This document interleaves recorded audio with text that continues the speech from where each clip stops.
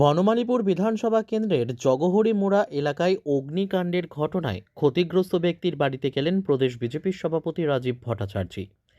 বুধবার অরিন্দম চক্রবর্তীর বাড়িতে গ্যাস সিলিন্ডার থেকে ভয়াবহ অগ্নিকাণ্ড ঘটে, যার ফলে পরিবারটি এক প্রকার নিঃস্ব হয়ে যায়।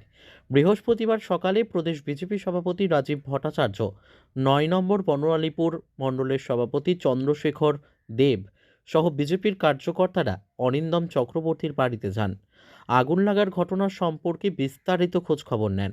রাজীব ভট্টাচার্য ক্ষতিগ্রস্ত পরিবারের পাশে থাকার আশ্বাস দেন। প্রসঙ্গত, বনমালীপুর কেন্দ্রটিকে নিজের হাতের তালুর মতোই চেনেন রাজীব ভট্টাচার্য। পরিবারটি এখন সরকারি সাহায্য পায় কিনা সেই অপেক্ষাতেই আছে। গতকালকে আকস্মিকভাবে জগহরিমুড়ায় একটি অগ্নিকাণ্ড সংঘটিত হয় এবং তা দেখার জন্য আমরা এসেছি। গতকালকেই আমাদের গোচরে আসার সঙ্গে সঙ্গে এসডিএম এর সঙ্গে যোগাযোগ করা হয়। এসডিএম অফিস থেকে, তহসিল থেকে তার নিরীক্ষণের জন্য লোক পাঠানো হয়।